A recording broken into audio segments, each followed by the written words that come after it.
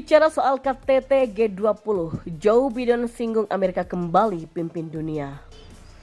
Ya, Presiden Amerika Serikat Joe Biden menegaskan kembalinya posisi Amerika Serikat pada puncak dunia. Dalam hal ini menurutnya Amerika Serikat berhasil membuktikan komitmennya dalam 1,5 tahun terakhir.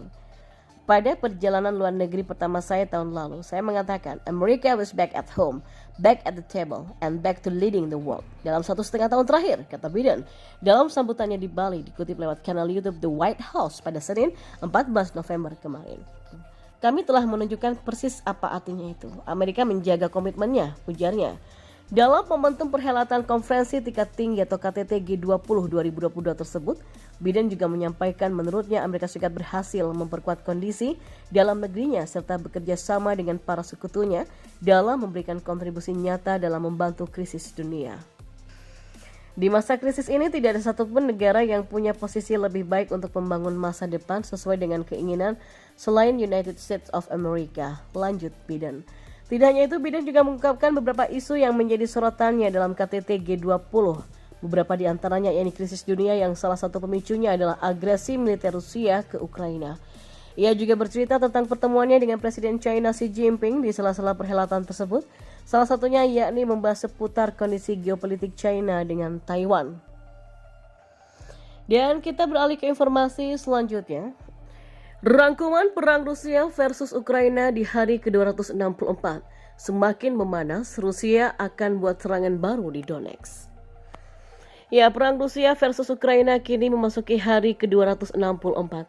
Setelah mundur dari Kherson Barat, Rusia diduga akan membuat serangan baru di Donetsk. Dilansir dari Glafcom pada Senin 14 November 2022, Institute for the Study of War atau ICW menerbitkan pembaruan informasi pada 13 November 2022 mengenai kemungkinan evolusi perang setelah keberhasilan pasukan Ukraina dalam merebut kembali Oblast Kherson Barat. Rusia tidak berniat untuk mengendurkan perang selama sisa musim gugur maupun musim dingin. Justru Rusia akan kembali meluncurkan serangan baru di Oblast Donetsk. Katanya dikutip oleh Glafcom pada Senin hari ini. Selain itu, ISW juga membahas terkait kemungkinan Ukraina yang akan menggunakan kembali alat tempurnya yang sebelumnya sempat dirampas oleh Rusia. Dengan adanya alat tempur ini diharapkan dapat memperkuat pasukan Ukraina dalam membalas serangan Rusia yang saat ini sedang berlangsung di Oblast dan Luhansk. Ya, selain itu ISW juga menyarankan agar momentum ini dapat dimanfaatkan dengan sebaik mungkin untuk membantu Ukraina dalam mempertahankan tanah airnya.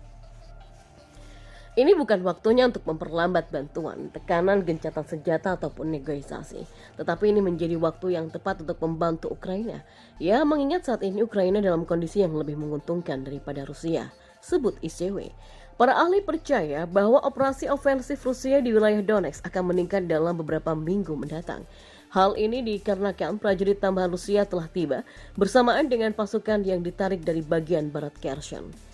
Pasukan Ukraina akan berada di bawah tekanan yang kuat dan Ukraina kemungkinan besar harus menyiapkan pasukannya untuk mempertahankan diri dari serangan baru Rusia, sebut ISW. Namun ISW mencatat bahwa Rusia tidak mungkin dapat mencapai kesuksesan operasional yang signifikan meskipun ada upaya baru sekalipun.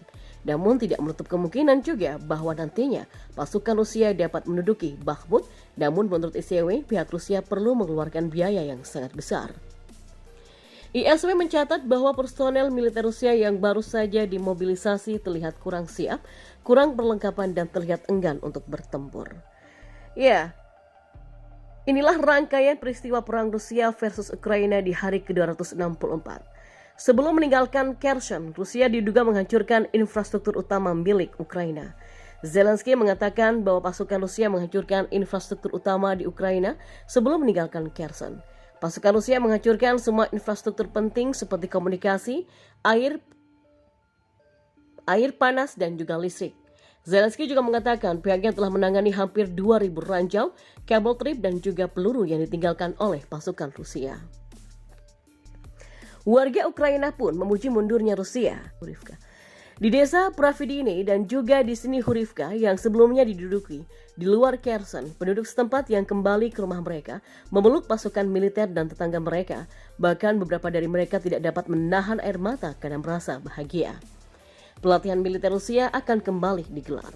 Ya, Menteri Pendidikan Rusia Sergei Kravtsov mengatakan bahwa pelatihan militer akan kembali digelar ke sekolah-sekolah Rusia pada September mendatang.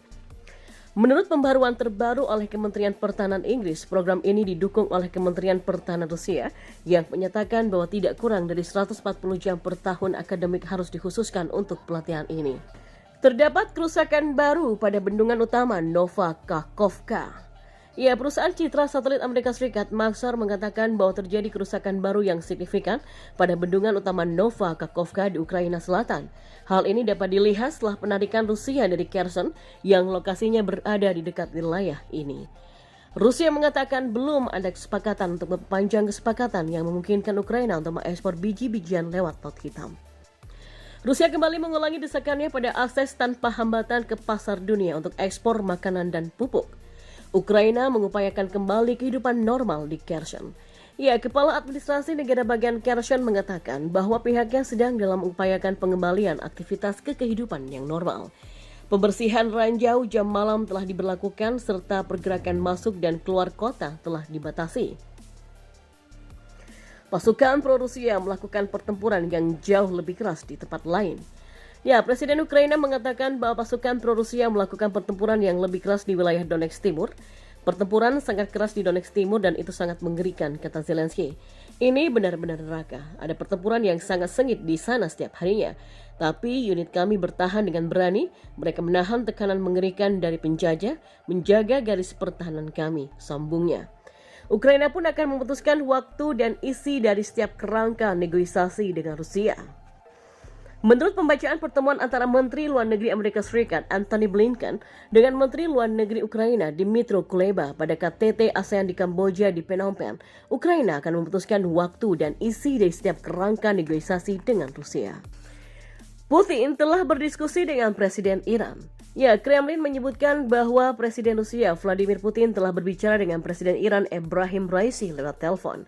Kedua pemimpin ini dikatakan berdiskusi dengan menekankan pendalaman kerjasama politik, perdagangan, dan juga ekonomi. Diskusi yang dibahas terkait tentang sejumlah masalah tipikal dalam agenda bilateral, juga termasuk sektor transportasi dan juga logistik, kata Kremlin.